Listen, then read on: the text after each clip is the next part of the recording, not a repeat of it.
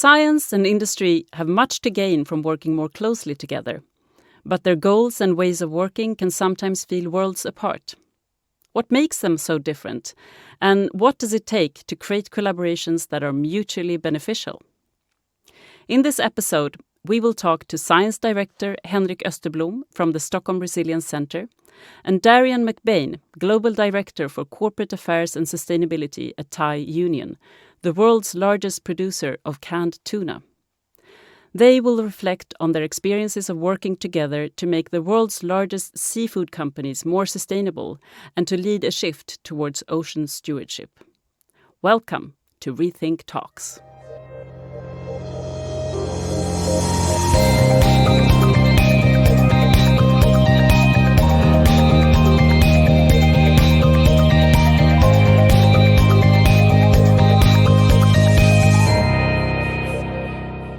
Darian and Henrik, it's great to have you here.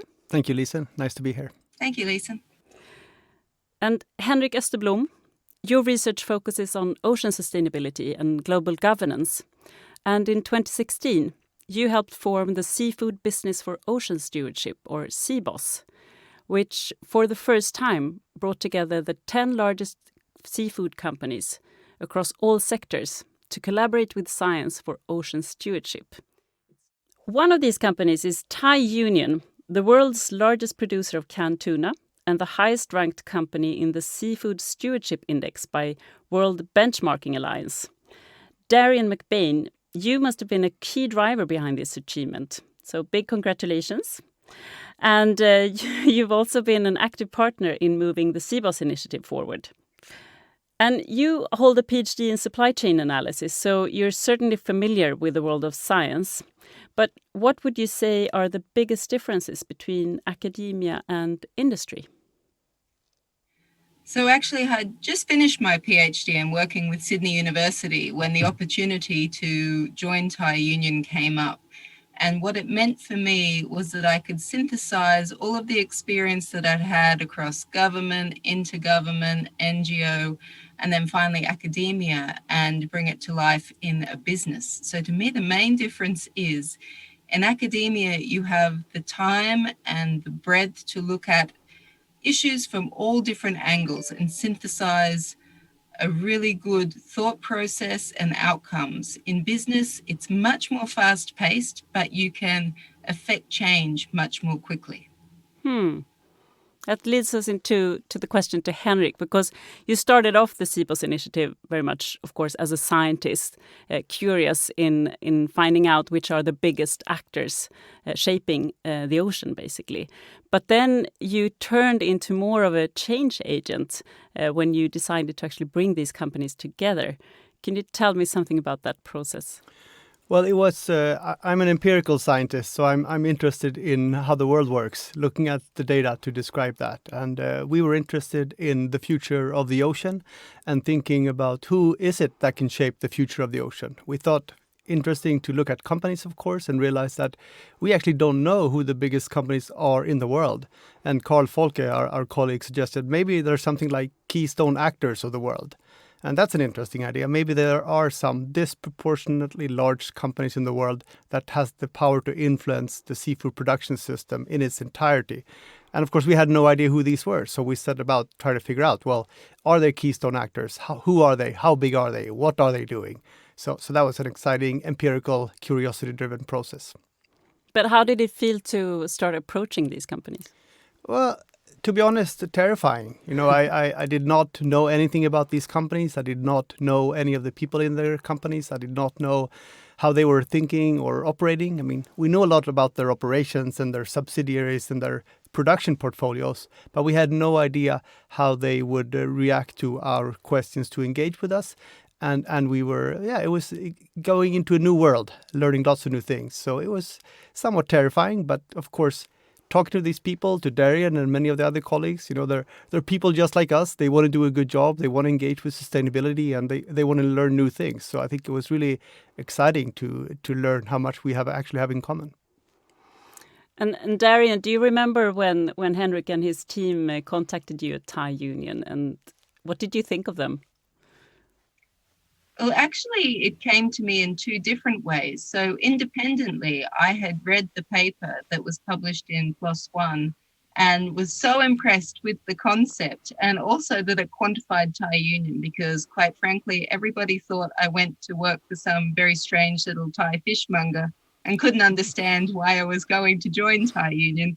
And there was a beautiful graphic which had the size of the circles of these companies. And I could say, look, this is how important Thai Union is to ocean sustainability. So I had already been referring to that article. And then for CBOS, actually, it came to Thai Union through a different path. So there'd already been a collaboration with the Stockholm Resilience Centre with a group called Sonova. And Sonova were headquartered in Bangkok. And they had approached Thai Union directly. So when I joined Thai Union, Kun Tirapong, our CEO, had given me the letter, which was the introduction to what was the initiative at the time. It wasn't called CBOS, and just said, you're going to the Maldives for me for the first meeting. I'm like, oh, okay, I can do that. And so the idea, I mean, this idea of actually having an initiative in place after the dialogue, was that already in your mind when you invited to this dialogue? No, not at all. No. The ambition with the dialogue hosted at the Soneva location in the Maldives, the plan was to start a conversation to investigate if there's any potential whatsoever for these big companies to work together with each other and with science to explore if there's any potential in the future to engage in sustainability.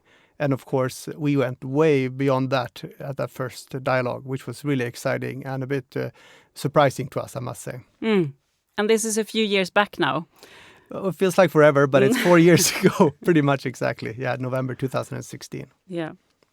And you just recently published a paper called Science Industry Collaboration, Sideways or Highways to Ocean Sustainability, where you describe the science-business collaboration as a road trip divided up in different parts. And then you give advice to scientists along the way. Can you take us through that journey? Yeah, absolutely. I mean, this is a summary of lots of different colleagues' experiences in science-business collaboration, and we realized that our experiences are quite similar, both our excitements but also our fears and frustrations.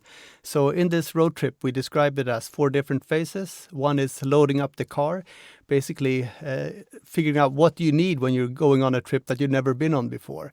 You need to build all these relationships, you need to build all this capacity and networks to be able to engage. Next step of the road trip is pull off the driveway, and that takes forever before you get going. You know, who's going to do what, what's the ambition, what are the goals, and where are you heading? When you're finally out on sort of new terrain, you're enjoying the ride, and it's beautiful and it's great, and you're so excited and it's looking fantastic, and you're going someplace new, and everyone's happy in the car. But of course, before you know it, you're in the 4th phase. Are we there yet? I mean, it takes forever to get there. There's lots of investment by lots of people, lots of frustrations, but there are wins along the way. But it's just the point with this paper is from the perspective of scientists to illustrate that it's going to be a big investment. It's going to take a lot of your time, and there's going to be some frustrations along the way, but it's definitely worth the ride. And Darian, do these 4 phases resonate with you as an industry representative? And what advice would you give along the way to industry who enters into collaboration with science? So they certainly do resonate. And I think the description of the journey in those 4 phases is important, because I feel one of the first pitfalls that business falls into when working with academia is thinking that are we there yet comes first and the answers will come within the next month or 2. There's a bit of explaining that this isn't consultancy, this is a longer term collaboration. And I had experience when I worked with the National Health Service in the UK of a collaboration with the university. And so I had some perspective that the answers don't come immediately. It's a very different process. And so particularly that loading up the boot phase was very important. It seemed to take a long time, but I don't think there was very much trust between the different parties. There was interest, but it took a while for the business side to think, well, what do these academics have to offer us and how can we help? But then I think also for academics to see, well, how can we work with business and how can we influence them? And then there are those phases. There are definitely, I don't know if you had a phase of the potholes and the road bumps, the speed humps, but they are definitely along the journey. And I think I'm happy to say I don't see that we're close to the end of the journey, but I also don't think that anyone wants the journey to end. At the moment, we're still enjoying the car trip. And we will come back to the potholes and dig a bit deeper in those. But why then should or would industry collaborate with science? What's in it? I mean, if you need that much patience, what can you gain from it? So one of the things that I found is that businesses tend to collaborate with NGOs and other parts of civil society, so non-governmental organizations. They have their own agendas.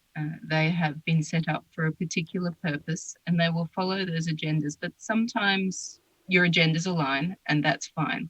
But sometimes you have bigger questions about, is this really the right thing to do? And I think it's particularly important with, say, fisheries. We all want to base what we're doing on the science. Well, certainly I do, but I have a scientific background. And it isn't necessarily an advocacy position that you want to follow. You want to understand, if we make this big commitment, is it going to have the right outcomes? And those are the kinds of questions that academia are very well able to help us answer, which you may not be able to get from the NGO community. And taking a broader perspective, I think sometimes academia can come up with answers to questions that you didn't realize you wanted to know the answer to. So there can be things presented there that, I never realized there was a link between X and Y. And it may take you down a different track on the road, but that's not necessarily a bad thing. And it's great to have partners there who can help expand your mind beyond your business focus. And Henrik, vice versa then, what's in it for science to collaborate with industry, would you say? Well, I mean, as a sustainability scientist, I'm interested in figuring out ways to enable positive change for sustainability. And of course, we can publish hundreds of papers that nobody ever reads. But when we're able to collaboratively engage with industry and other stakeholders, we can learn a lot more about the reality in which solutions needs to be implemented. So when we can be a partner of both defining problems and identifying and testing, piloting and also even scaling solutions, such as the case with when you have the opportunity to work with the 10 biggest companies in the world, you can of course learn a lot from all their different experiences, but you can also make sure that your science really has an impact. So I think that's really exciting for us. And the nice thing is that we think of this as a strange form of experiment, if you will, and to test the hypothesis. Can the keystone actors change seafood production systems? And it's an opportunity to do really good science, and it is much more interesting than just doing desk job and trying to collect data and make a synthesis of existing information. We're really in real time trying to change something here together, so that's very exciting. I think the most common critique is that sustainability science is about sustainability and corporations are about making profit. And how can you make those worlds meet? So given that potential tension between different goals of the different worlds, how have you addressed that in this initiative, would you say? I can start. I think what we realized when we worked together is something I was starting talking about earlier, is that we all want to learn new things. And we all want to do things that we are a little bit uncomfortable with. And we all want to interact with people that we've never met before, because that's where the most potential is, to learn new things and be a bit uncomfortable. And I think as scientists, we were not really sure what the industries would be up to. And I think the companies were not sure what we were up to either.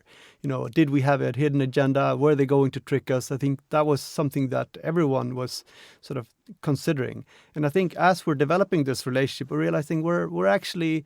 Everyone needs community respect. Everyone needs to produce according to their currency, if it's scientific papers or if it's sort of bottom line in your quarterly reports. But everyone can achieve more if you work together. So I think it takes a bit of time to figure out that you can actually be comfortable in an uncomfortable space. But when you figured that out and you build these relationships, it's now over 4 years that I've been interacting with Darian and her colleagues. And I think we trust each other now, and we know that we want the same thing. So there's different currencies that we're striving for in our different worlds, but there's also lots of similar currency. And I think that is learning and sharing and developing new knowledge, because everyone's interested in a sustainable ocean because it benefits, the ocean, and it benefits industries, and it benefits communities. So I think that's what sustainability science is about, and I think that's what business is about. Darian? So for business, I think there's a very practical aspect to sustainability. So wild capture seafood, when you're going out and fishing, is one of the last forms of wild capture for food that exists in the world. It's very different to farming and agriculture. And aquaculture, although it's more managed, it still has that link to the wild capture seafood. Now, mostly we're not growing that. It is there. It is part of the environment. And if you overfish, it is literally not part of the environment anymore. None of us will have a business model. Thai Union won't be there if there's no more tuna left in the ocean. And so that incentivizes a certain amount of considering, well, if we don't look after our resource today, we won't have a business in, say, 10 years' time. And we've seen the collapse of enough fisheries around the world that we know this isn't just folklore. This really does happen. And so I think seafood business, perhaps at one of the highest levels, really should be able to see that ocean sustainability is a part of their business model. And if you look at topics even beyond just the sustainability of fisheries, the Ellen MacArthur Foundation, for example, gave us a statistic that by 2050, there'll be more plastics in the ocean than fish.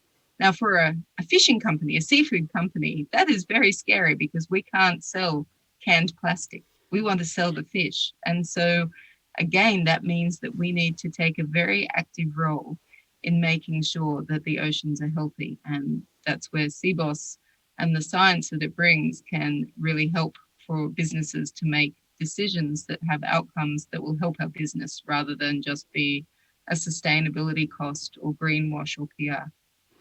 And also, ocean stewardship and ocean sustainability is something that no actor can achieve alone, right? So even a company, acting on that won't achieve it unless others are helping out too, both science but also other industries and other companies. Very true. Yes, it does make a huge difference to know that you have these 10 very large companies working on these initiatives. And if we as the 10 companies work on them and then our supply chains start to engage, that is how you make large-scale change. So I want to go back to these potholes and obstacles that are part of every successful collaboration, I think. Were there times along the way in your process where you thought this might not work at all? And if so, how did you proceed from that feeling? Well, from my perspective, the first meeting was in 2016. We were super excited about that. The next meeting that you chaired, Lisen, was in 2017. And at that meeting, we agreed that, okay, scientists will now lead an interim CBOS secretariat to facilitate this work. That was my job to lead that secretariat, and we agreed to do that for a year. And this is when we were trying to define who's doing what and when and for how long. And I agreed to do this for a year. But then that position got postponed and postponed and postponed again. And it was only at 2019 in June that I was finally sort of relieved of this duty. And I must say that it was hard work, and it was frustrating for me to over and over again have to re-embark in this time-consuming work. At the same time as people were telling me, well, it's actually a waste of time and it's probably a stupid idea to work with industry from the beginning. So why do you even bother? So I think that process of potholes and people saying, well, you have a stupid car already. So I think that was a bit of a frustration. But it's I think it was worth the effort, and I think it's probably a good idea in retrospect, but definitely some frustration there. And what made you work through that frustration and continue? Skin in the game, I guess, and the opportunities for, what if it does work, Darian, do you have an example? So I think the process of setting goals and targets that we can all agree upon has been challenging, particularly because you're bringing together, one, the academic input, but two, you're dealing with companies who are all really quite different, culturally quite different, and different in their ambitions.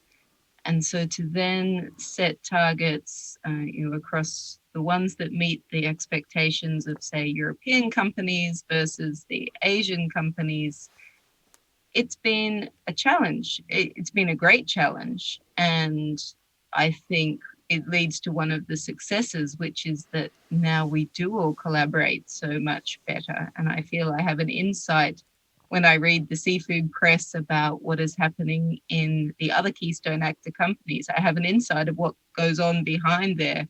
And I feel I could reach out to those different sustainability leaders in the companies and ask a question if I needed to. But just getting that alignment, different regulations as well.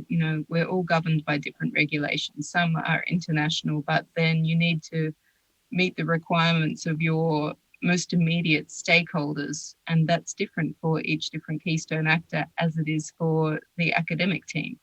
And so finding a synthesis of what's going to both drive progress, but also something that can be realistic and achievable. Because I do fear that if we set something that sounded grand but was unachievable, we could lose that momentum. The car could run out of fuel partway down the road. And what helped you continue through that process of developing these time-bound targets, even when it felt almost impossible at times? I've always thought this is a grand experiment and something that I feel privileged to be part of. From the very start of when I first read the paper, I love the idea of taking an academic concept and paper and actually bringing it to the real world. It's like taking something from a comic book and then bringing it to life in 3D. And so it wasn't a matter of walking away. It was a matter of making sure that we could find a path that worked. But that's not to say it wasn't frustrating at times. And as we said, we're not at the end of the journey yet. I'm sure that it will continue to be challenging, but the trust that we built up while we were packing the boot has helped. And my final question is around positive surprises, things that have maybe worked better than you expected, or outcomes that you didn't think would be there when you started off this process. Henrik, do you have any examples of that? Well, over the years, there's been quite a turnover in CEOs. I mean, these are 10 companies, and as Darian mentioned, the pace is fastest business. So quite a few CEOs have left their position, and quite a few new CEOs have entered the group. But it's nice to see that the social trust and the level of commitments by all these other CEOs and who have been there for a while, they rapidly integrate the new CEOs into the group. So we have a strong foundation of trust and a shared vision for ocean stewardship that we're able to develop together, despite the fact that there are lots of new people coming in. So I think we really have a robust basis for long-term collaboration, despite these sort of shocks and disturbances along the way. So that has led us to these goals, but it's also led us to quite a few outcomes that are quite exciting, But this long-term commitment by CEO, it's really surprised me, the level of engagement and commitment to this. And then that it has now really gone beyond individuals, and it's become an initiative that can take some turnover of people. Absolutely. We've seen lots of progress in individual companies, but we're now seeing CBOs working together as a group with a strong shared vision and a strong foundation of really wanting to achieve these big commitments that they made already in 2016. And Darian, you get the final word here. What would you like to add? Well, I think I'd like to echo what Henrik said, that I think the collaboration and the trust that's built up is one of the most exciting features and the thing that will continue to drive change. As Henrik said, there have been several changes of CEOs. Companies have, I guess, gone through different fortunes, good years, bad years, and yet there is still a commitment. So the collaboration and engagement by the CEOs, but then by the more operational staff is exciting. And then also for us to see the path of the academics. I mean, all of them have continued on with brilliant careers and doing exciting things. And so it's lovely to see how the academic side has continued to blossom and share the research with the world that's going on. So that's really positive too. I think we all get a very positive feeling about CBOS, even though there might be challenges. Overall, it's a very positive space. Thank you. Thank you both for a very interesting and engaging conversation, and good luck on the continued journey that sounds as if it has just started. Thanks so much. Thank you very much.